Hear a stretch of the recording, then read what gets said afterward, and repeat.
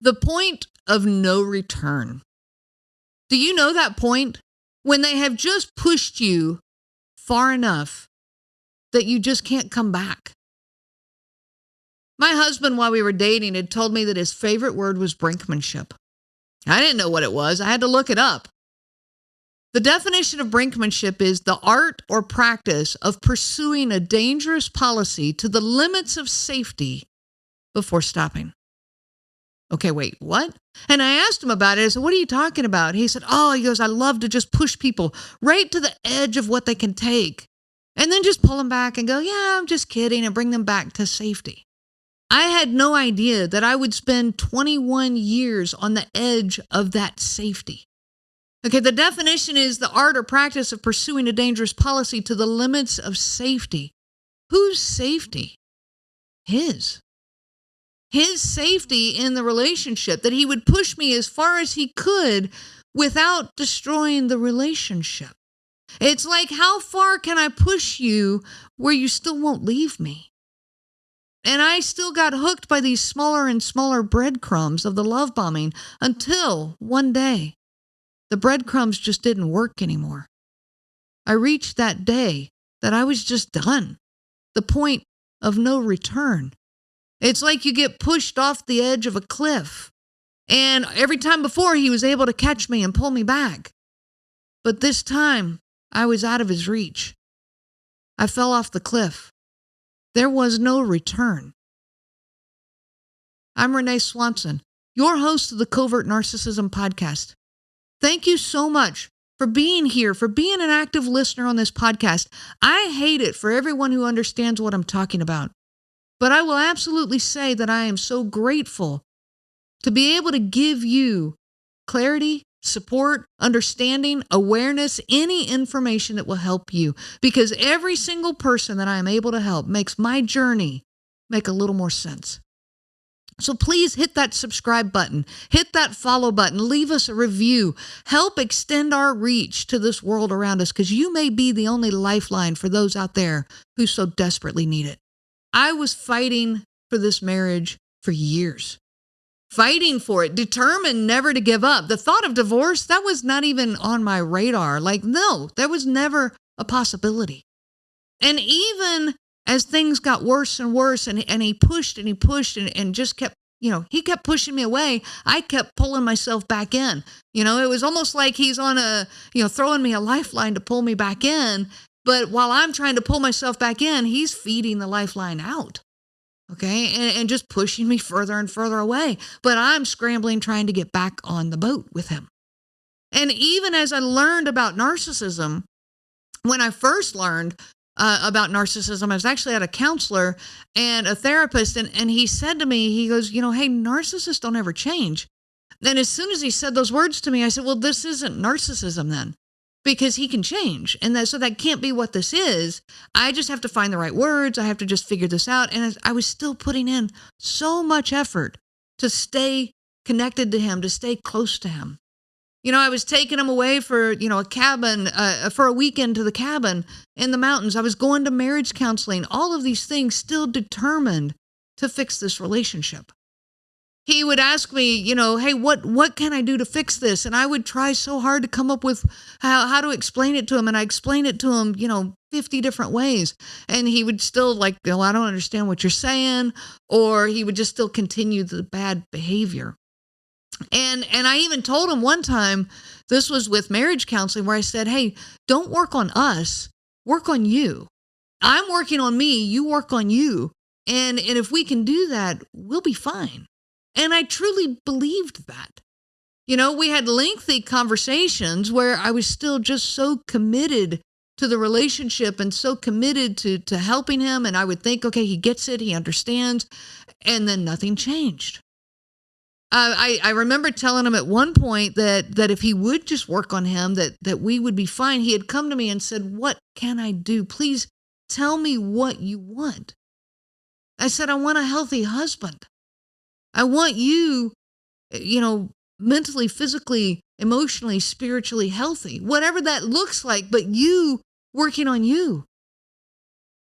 And I just never got anywhere. I could not keep pouring in all of this energy. And I'll tell you, the point of no return for me was one conversation where I really poured all of my heart out, being as honest with him as I could. And I've even got a podcast episode about it. And it's titled The Most Painful Point in My Marriage, or The Most Painful Moment in My Marriage. And in that moment, I reached the point of no return. I didn't have anything left. I had nothing left to keep giving in this relationship. We lose ourself. And in fact, I've got my shirt on. It's a brand new shirt from our podcast episodes that we're doing, and you're going to hear about it in the ads and stuff. But right in the middle of this shirt is, I lost myself. And I did. I lost who I was. I had no energy left. I had no sense of self left. I had no concept of reality left. I have so many people come to me in individual and group sessions and tell me all the time, I don't even know who I am anymore. Yeah, that's what I got to too. The relationship is so lopsided that you lose yourself. You cross that point where you just can't come back. Let's go back to that word brinkmanship. And this is something you can see in children, and it might help you to understand the concept, more. Those kids are, if you have kids as a parent, you understand this. How far can I push mom? How far can I push dad? How deep do these buttons go? How far can I push the rules? Narcissistic people are like kids that are still living this way. With a child, mom might say, don't touch that. Okay, well, the child, they're going to see how close they can get to it without touching it. They can sit real close to it without actually touching it. There's no margin. And then when the child accidentally touches it because they were too close, and maybe let's say this broke, whatever it is, but they're in trouble because they touched it when really it was an accident, but the environment they created was not an accident. And by the way, I've said it before, boundaries are not for the narcissist. Boundaries are for you. Giving a boundary to a narcissistic person is like giving them a challenge. Think about it with kids. Telling kids, hey, don't touch that. And how close are they going to see if they can come without touching it? You give a boundary to a narcissistic person and say, hey, don't talk to me that way. They're going to see how close they can come to actually talking to you that way before you call them out on it. Okay, this is that whole concept of brinkmanship. Covert narcissist, there is no margin. There's no buffer. There's no safe zone. So you're living on that edge all the time. Then when something happens that pushes you over that edge, and they say, well, I didn't mean to. It was an accident. That's that lifeline they throw out, or they reach and grab you when you're falling off going, oh, wait, I didn't mean to do that. And maybe it was an accident. But they are the ones forcing you to live on that edge. That's the part that's not an accident. So it's still on them. They try to blame it on you because they're only looking at that last piece, that last little push. Okay, let's go back to the child. Mom says, don't touch that expensive piece of pottery. All right, the child gets as close as they can to it, but they're still not touching it, but they decide to play right beside it. Okay, they're like an inch from it, and now they're just being normal in their behaviors. And they're paying no extra attention to their surroundings. And of course, they bump it and they break it. Maybe it was an accident right then. But it's their fault for being too close. Now, it's so frustrating as a mom to try to explain this to the child. Because the child's going, hey, that was an accident. And you even might recognize that it probably was. But you say to them, but you were sitting as close as you could to it. And I can already hear the child going, not as close as I could. I could have gotten a little bit closer. Okay, and you say, well, you should have sat on the other side of the room.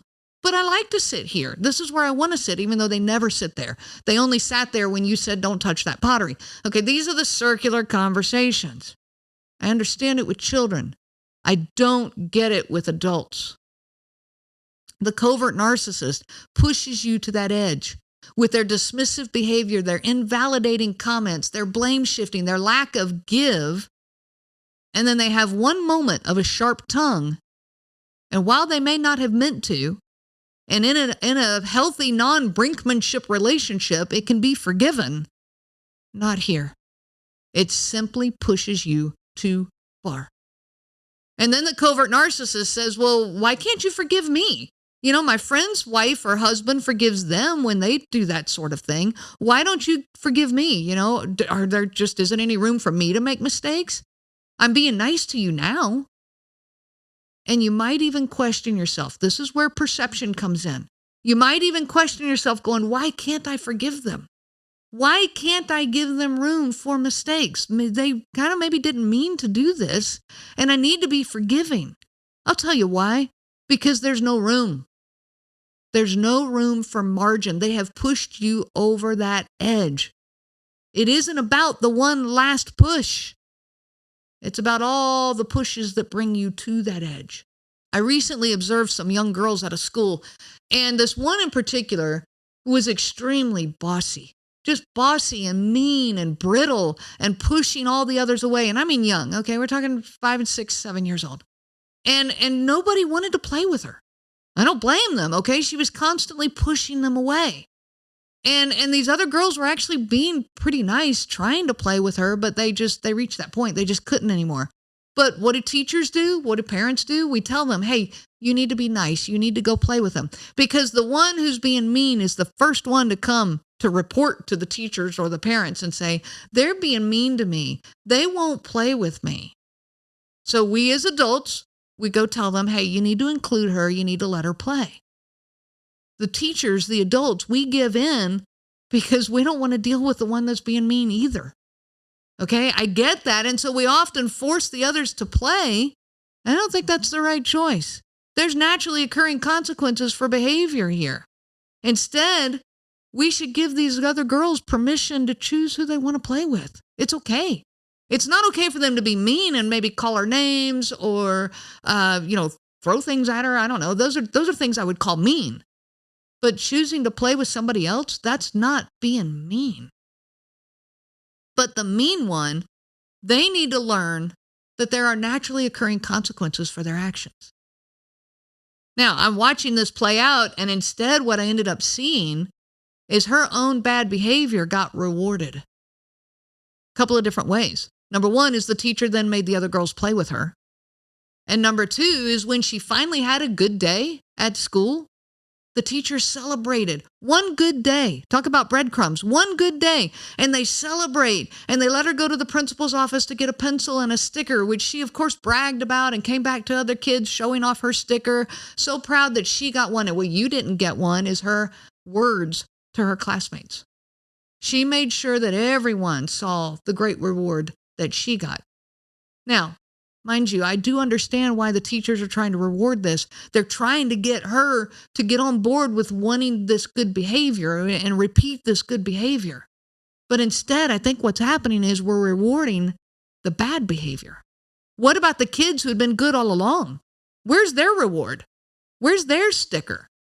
They don't get any special treatment. Why? Because they're good most of the time. They're just expected to be good. This happens with adults too. The covert narcissist pushes and pushes, being mean, sharp, dismissive, entitled, superior, all these things, pushing you away. Even the victim role pushes you away. You hurt me. You did this to me. Yet when they have one good day, one good evening, they expect to be rewarded. And often in the beginning years of a relationship, we do reward them because we want this behavior to repeat. We're over the moon with relief and appreciation. Finally, this is the person I married. And we get such a needed break from the bad behavior. So we're grateful to them. We so badly want the good behavior to continue that it's like we're giving them the sticker, like the young child getting a sticker, hoping to convince them to continue to be kind.